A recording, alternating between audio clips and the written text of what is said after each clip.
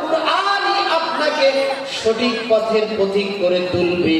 বলে আল্লাহর নবীর আনুগত্য আমাদের কেমন ভাবে করা লাগবে? আল্লাহর নবীর সাহাবীরা আনুগত্য করে দেখাইছেন।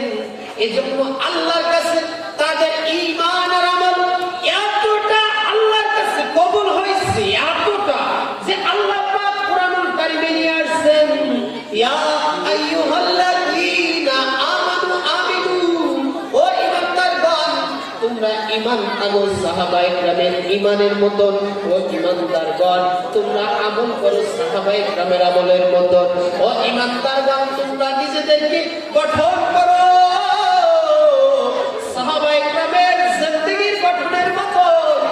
যদি তাই হয় তাহলে আবু বকর আমাদের জন্য আদর্শ কি আদর্শ না? জোরে বলেন, জোরে বলেন। আবু বকর আমাদের জন্য আদর্শ কি আদর্শ না? হযরত উসমান আমাদের জন্য আদর্শ, আলী আদর্শ, সাহাবায়ে কেরাম আমাদের জন্য আদর্শ। কারণ হাবিবে কিবরিয়া বলেন আস-সাহাবী কান নুজুম বিআইয়ি ইক্তাদাইতুম ইহতাদাইতুম। আমার সাহাবায়ে কেরাম হলো তারকা তুল্য। এক একজন সাহাবী আমার উম্মত ইক্তেদা করবে, সে হিদায়াত প্রাপ্ত হয়ে যাবে। সুবহানাল্লাহ। এজন্য সাহাবায়ে কেরামের আদর্শ কি ছিল?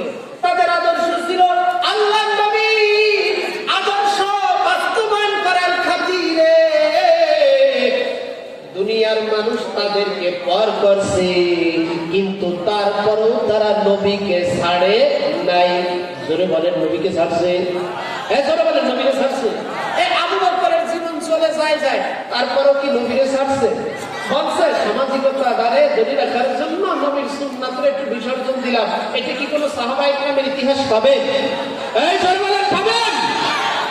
তাহলে আজকে সমাজের ভিতরে এরকমের হাজারো আমি অপকর্ম দেখাই দিতে পারবো যেগুলো সামাজিকতার নামে আল্লাহর নবীর সুন্নাতকে ধোবাই দেওয়া হইতেছে।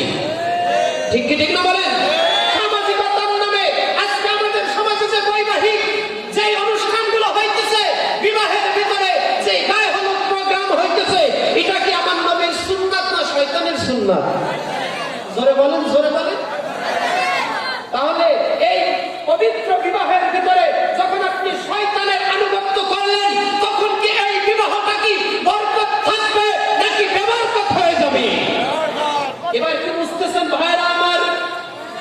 সাহাবায়ে কেরামের আনুগত্য কেন এত জরুরি?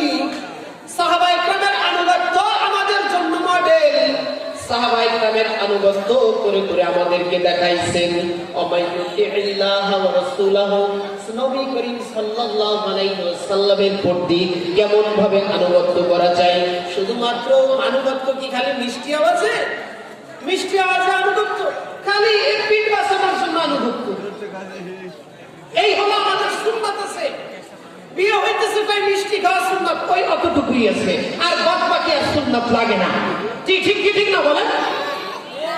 না, আল্লাহ ইসলামটা এমন একটা ধর্ম, ইসলাম এমন একটা ধর্ম, কোরআন এমন একটা সংবিধান, যেই সংবিধান সমাজের প্রতিটা ক্ষেত্রে পূর্ণতা আছে না নাই?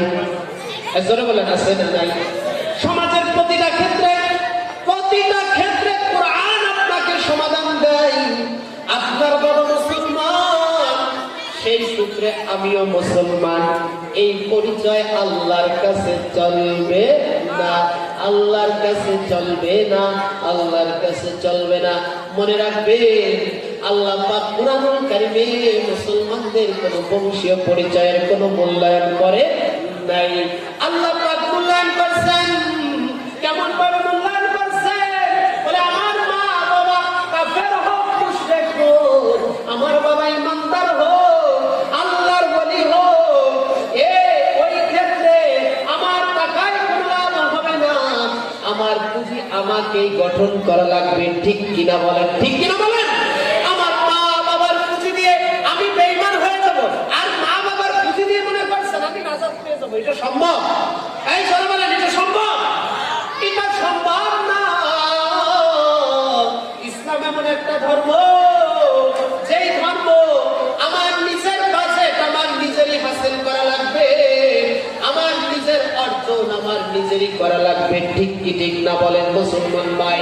মুসলমান ভাইরা আমার, তাহলে নবীর আদর্শ মানার ক্ষেত্রে সামাজিকতা যদি বিসর্জন দেওয়া লাগে, তারপরও সামাজিকতা বিসর্জন দেওয়া লাগবে, তারপরও নবীর সুন্নাতকে জবই দেওয়া যাবে। তাই জোরে বলেন যাবে? জোরে বলেন যাবে? এখানে তো ঠিক ঠিকই কয়ে যাইতেছেন, কিন্তু বাড়িতে যেয়ে তো আবার গান দেয়, ঠিক না? আল্লাহ আল্লাহ আমাদের এই ঠিকের সাথে ঈমান আমল আল্লাহ মজবুত করে দেন, সকলে বলে আমিন। কি অস্ত্র একটু টিকা লাগলো নি? এটা দরকার আছে না নাই?